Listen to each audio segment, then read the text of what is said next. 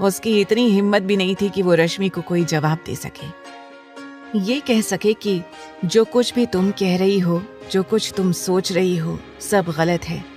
उसका आस्था से एक भाई जैसा रिश्ता है, वो उसकी बीवी नहीं है। तभी अरमान की सख्त आवाज गूंज उठी, she is my wife, Mrs Aastha Armaan Singhania. Armaan की बात सुनकर रश्मि जैसे अपने होश में आई। अपने आप ही उसके हाथ आकाश के कॉलर से नीचे सरकने लगे और उसने जल्दी से अपने आंसुओं को पोंछा। वो अरमान की ओर कंफ्यूजन से देखने लगी।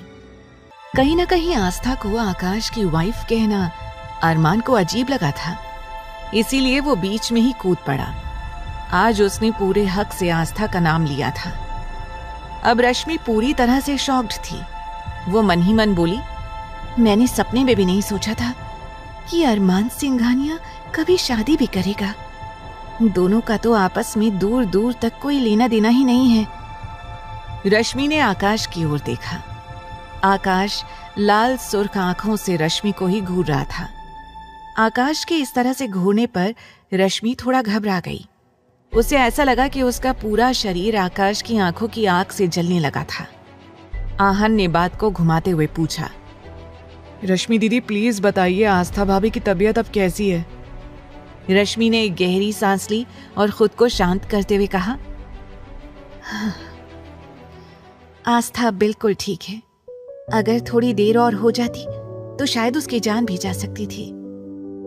ऐसा लग रहा था कि काफी देर से किसी ऐसी जगह पर थी जहां ऑक्सीजन लेवल काफी कम था, जिसकी वजह से उसकी ऐसी हालत हो गई है। लेकिन आप लोग फिक्र मत कीजिए, अभी कुछ देर में ही उन्हें होश आ जाएगा। अपनी बात को खत्म कर रश्मि ने मुस्कुराकर आहन का कंधा थपथपाया और वहां से निकल गई, क्योंकि वो ज्यादा देर तक आकाश की आंखों का गुस्सा बर्दाश्त नहीं कर सकती थी। रश्मि को इस तरह से गायब होते देखकर आहन और ध्रुव ठहाके मारकर हंसने लगे। आकाश भी गुस्से में रश्मि के पीछे चला गया। आस्था ठीक थी, ये सुनकर अरमान ने राहत की सांस ली। वहीं अरमान के चेहरे पर इतने सारे इमोशंस थे जिसे सुमित काफी देर से ऑब्जर्व कर रहा था। वो मन ही मन मुस्कुराने लगा। वो मन ही मन बोला, लगता है अब हमारे डेविल किंग ज्यादा दिनों तक डेविल नहीं रहेंगे। वहीं दूसरी ओर ब्लैक विला में एक आदमी अपने दोनों हाथ बांधे हुए वीर रायचंद के ठीक सामने खड़ा था और वीर उसे गुस्से में घूर रहा था। कुछ देर की खामोशी के बाद वीर ने सख्त लहजे में पूछा, डेविल किंग का कुछ पता चला? कहाँ है वो? वीर के सामने खड़े आदमी ने नामे अपना सिर हिला दिया। उसने अपने मुंह से कोई जवाब नहीं दिया, क्योंकि अगर वो अपने मुंह से वीर रायचंद को ये बोलता कि डेविल किंग के बारे में उसे कोई भी इंफॉर्मेशन नहीं मिली थी, तो वीर रायचंद उसकी जान लेने से पहले 1 मिनट भी नहीं सोचता। उस आदमी को नामे सिर हिलाते देखकर वीर रायचंद गुस्से से अपनी जगह से उठकर खड़ा हो गया और अपनी बंदूक अपनी पॉकेट से निकालकर सीधा उस आदमी के सिर पर लगा दी। वीर रायचंद नफरत भरे लहजे में बोला, आखिर कब तक तुम लोग इस काम को करने में नाकामयाब रहोगे? मुझे हर हाल में डेविल किंग और उसकी पूरी गैंग का पता चाहिए। तुम सबको अपना काम याद है या भूल गए? अभी भी वीर रायचंद ने अपने आदमी को गोली नहीं मारी थी, लेकिन उसका गुस्सा बढ़ता जा रहा था। तभी अचानक उस कमरे का दरवाजा खुला और एक आदमी हांफते हुए अंदर आ गया। वीर ने उस तरफ देखा तो सामने उसका सेक्रेटरी रंजीत खड़ा था।